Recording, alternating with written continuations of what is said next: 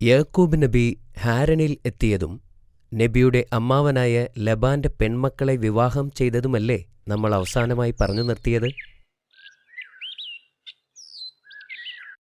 യാക്കൂബ് നബിയുടെ ആദ്യ ഭാര്യ ലേഹ 7 ആൺകുട്ടികൾക്കും ഒരു പെൺകുട്ടിക്കും ജന്മം നൽകി. പക്ഷേ അദ്ദേഹത്തിന്റെ പ്രിയപ്പെട്ട ഭാര്യയായ റാഹേൽ വളരെ സങ്കടത്തിലായിരുന്നു. അവർക്ക് ഒരു മകൻ പോലും ഇല്ലായിരുന്നു. അവർ അല്ലാഹുവിനോട് പ്രാർത്ഥിക്കാൻ തുടങ്ങി. അല്ലാഹു ആ പ്രാർത്ഥന കേൾക്കുകയും അവരുടെ പ്രാർത്ഥനയ്ക്ക് ഉത്തരം നൽകുകയും ചെയ്തു. റാഹേൽ അതിസുന്ദരനായ ഒരു ആൺകുഞ്ഞിന് ജന്മം നൽകി. ആ കുഞ്ഞിന് യൂസഫ് എന്ന് പേരുമിട്ടു. 20 വർഷത്തോളം യാക്കൂബ് നബി ഹാരനിൽ അമ്മാവനായ ലബാനെ സഹായിച്ചുകൊണ്ട് കഴിഞ്ഞു പോന്നു.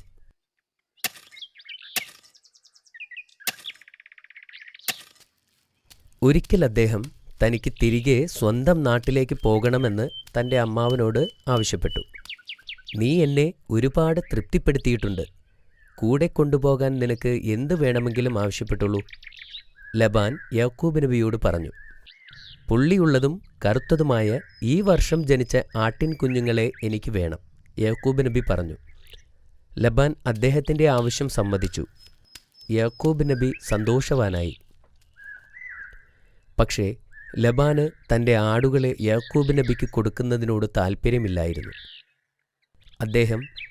അദ്ദേഹത്തിൻ്റെ മക്കളോട് പറഞ്ഞു, പുള്ളിയുള്ളതും കറുത്തതുമായ എല്ലാ ആടുകളെയും തൻ്റെ ആട്ടിൻകൂട്ടത്തിൽ നിന്ന് മാറ്റാൻ ആവശ്യപ്പെട്ടു. യാക്കൂബ് നബി പുറത്തു പോയപ്പോൾ ലബാന്റെ മക്കൾ അവരുടെ പിതാവ് പറഞ്ഞതുപോലെ ചെയ്തു.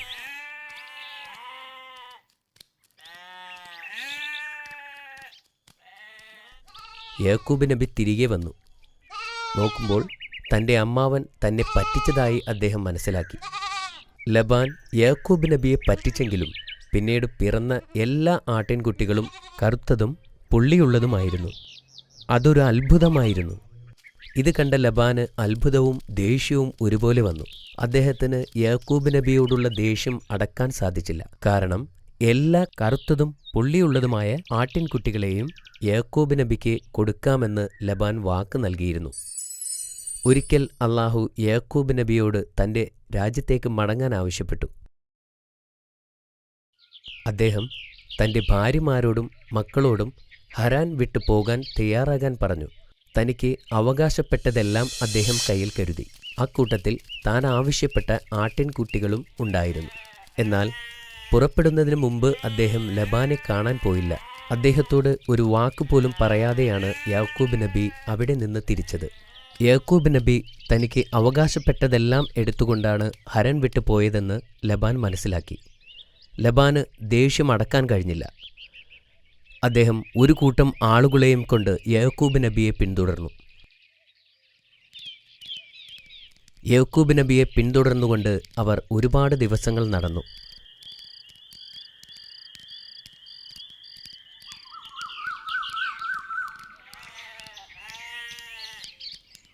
ഒടുവിൽ അവർ യാക്കൂബ് നബിയെ കണ്ടുമുട്ടി. നീ എന്താണ് എന്നോടൊരു വാക്കുപോലും മിണ്ടാതെ പോയത്? എന്നോട് പറഞ്ഞിരുന്നെങ്കിൽ നമുക്കിതൊരു ആഘോഷമാക്കി പിരിയാമായിരുന്നല്ലോ. എൻ്റെ പെൺമക്കളെ സന്തോഷത്തോടുകൂടി പറഞ്ഞയക്കാനെങ്കിലും സാധിക്കുമായിരുന്നല്ലോ. ലബാൻ യാക്കൂബ് നബിയോട് ചോദിച്ചു. യാക്കൂബ് നബി ലബാനോട് സംസാരിച്ചു. അവർ അവിടെ താമസിക്കാൻ തീരുമാനിച്ചു. അങ്ങനെ അവർ ഖലീദ് എന്ന പേരുള്ള ഒരു കുന്നിൽ ഒരുമിച്ചു കൂടി. അവിടെ വച്ച് ഒരു ഉടമ്പടി തയ്യാറാക്കി. ഇനി യാക്കൂബ് നബി ഹരാനിലേക്ക് പ്രവേശിക്കില്ല എന്നും ലബാൻ യാക്കൂബ് നബി അന്വേഷിച്ച് വരില്ലെന്നും അവർ കരാർ വച്ചു. അങ്ങനെ അവർ ഒരുമിച്ച് കൂടുകയും അവിടെ വെച്ച് പിരിയുകയും ചെയ്തു. നബിയും കുടുംബവും തൻ്റെ രാജ്യം ലക്ഷ്യമാക്കി നടന്നു. ഒരിക്കൽ ഒരു പ്രഭാതത്തിൽ യാക്കൂബ് നബി തൻ്റെ കൂടാരത്തിന് മുമ്പിൽ ഇരിക്കുകയായിരുന്നു. അപ്പോൾ ഒരു മലക്ക് മനുഷ്യരൂപത്തിൽ യാക്കൂബ് നബിയുടെ മുന്നിൽ പ്രത്യക്ഷപ്പെട്ടു. ആ മലക്ക് യാക്കൂബ് നബിയുമായി വഴക്കുകൂടി. അവർ തമ്മിൽ അടിവച്ചു. അവരിരുവരും കഴുത്തിൽ പിടിക്കാൻ തുടങ്ങി. മലക്ക് യാക്കൂബ് നബിയുടെ തുടയിൽ പരിക്കേൽപ്പിച്ചു. യാക്കൂബ് നബിക്ക് നടക്കാൻ വയ്യാതെയായി. സൂര്യൻ ഉദിക്കാറായപ്പോൾ മലക്ക് നബിയോട് ചോദിച്ചു, നിങ്ങളുടെ പേരെന്ത്? യാക്കൂബ്, അദ്ദേഹം മറുപടി പറഞ്ഞു. ഇന്നു മുതൽ താങ്കൾ ഇസ്രായേൽ എന്നറിയപ്പെടും എന്ന് പറഞ്ഞുകൊണ്ട് മലക്ക് വായുവിൽ അപ്രത്യക്ഷനായി.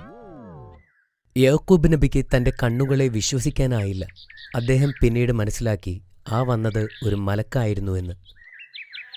വീണ്ടും അവർ ഒരുപാട് ദിവസം സഞ്ചരിച്ചു.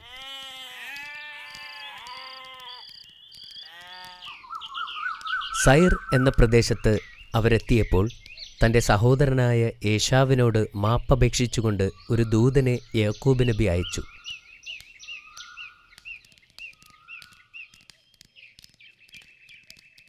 അടുത്ത ദിവസം ആ ദൂതൻ തിരികെ വന്നു. ഏശാവ് 400 ആളുകളെയും കൊണ്ട് ഇങ്ങോട്ട് വരുന്നു എന്ന് യാക്കൂബ് നബിക്ക് സന്ദേശം നൽകി. യാക്കൂബ് നബി ഭയപ്പെട്ടു. അദ്ദേഹം അള്ളാഹുവിനോട് പ്രാർത്ഥിച്ചു. യാക്കൂബ് നബി തൻ്റെ സഹോദരന് വേണ്ടി ഒരു സമ്മാനമുണ്ടാക്കാൻ തുടങ്ങി. അദ്ദേഹം തൻ്റെ പരിചാരകരോട് 200 ആടുകളെയും 30 ഒട്ടകങ്ങളെയും തയ്യാറാക്കി നിരത്താൻ പറഞ്ഞു. എൻ്റെ സഹോദരനെ കാണുമ്പോൾ അവൻ നിങ്ങളോട് ചോദിക്കും, നിങ്ങൾ ആരാണെന്ന്. അപ്പോൾ നിങ്ങൾ പറയണം, അദ്ദേഹത്തിൻ്റെ അടിമയാകുന്നു എന്നും യാക്കൂബിൻ്റെ പരിചാരകരാണെന്നും ഈ മൃഗങ്ങൾ താങ്കൾക്ക് നൽകുന്ന സമ്മാനമാണെന്നും. അദ്ദേഹത്തിൻ്റെ പരിചാരകർ അദ്ദേഹം പറഞ്ഞതുപോലെ പുറപ്പെട്ടു. 2 ദിവസങ്ങൾക്ക് ശേഷം യാക്കൂബ് നബിയും പുറപ്പെട്ടു. ഏശാവ് തൻ്റെ കൂട്ടരുമൊത്ത് സഞ്ചരിക്കുമ്പോൾ യാക്കൂബ് നബിയുടെ പരിചാരകരെ കണ്ടു. ഏശാവിന് അവരോട് നല്ല മതിപ്പ് തോന്നി. ആ മൃഗങ്ങളെല്ലാം തൻ്റെ സഹോദരൻ തനിക്ക് നൽകിയ സമ്മാനമാണെന്ന് ഏശാവിനെ അറിയിച്ചു. യാക്കൂബ് നബി തൻ്റെ സഹോദരനെ കണ്ടപ്പോൾ ആദരസൂചകമായി ശിരസ് നമിച്ചു.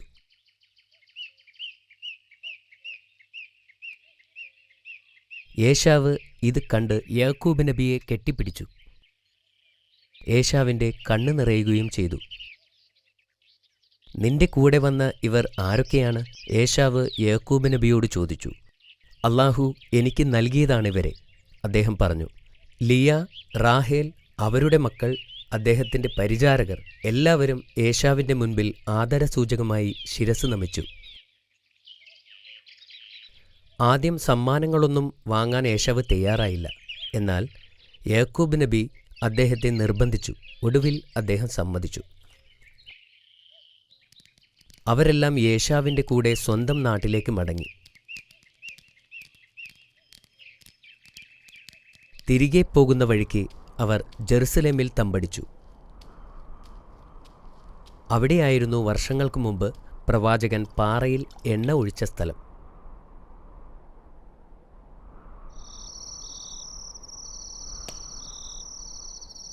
അദ്ദേഹം അള്ളാഹുവിന് കൊടുത്ത വാക്ക് പാലിച്ചുകൊണ്ട് അവിടെ ഒരു പള്ളി പണിതു. അദ്ദേഹം പിന്നീട് ഹെബ്രോനിൽ എത്തുകയും തൻ്റെ പിതാവായ ഇസ്ഹാക്ക് നബിയെ കാണുകയും ചെയ്തു. ഇസ്ഹാക്ക് നബി ഒരുപാട് കാലങ്ങൾക്ക് ശേഷം തൻ്റെ മകനെ കണ്ടതിൽ അതീവ സന്തോഷവാനായിരുന്നു. പിന്നീട് ഇസ്ഹാക്ക് നബി തൻ്റെ 180-ാം വയസ്സിൽ വഫാത്തായി. അദ്ദേഹത്തെ അദ്ദേഹത്തിൻ്റെ പിതാവിൻ്റെ അടുത്ത് മറവ് ചെയ്തു. യാക്കൂബ് നബിക്ക് ആകെ 12 മക്കളാണ് ഉണ്ടായിരുന്നത്. യൂസഫ് നബി അതിൽ ഒരാളായിരുന്നു. അദ്ദേഹം സുമുഖനും ദൈവവിശ്വാസിയുമായ ഒരു യുവാവായി വളർന്നു. അവർ പിന്നീട് ഈജിപ്തിലേക്ക് കുടിയേറിപ്പാർത്തു.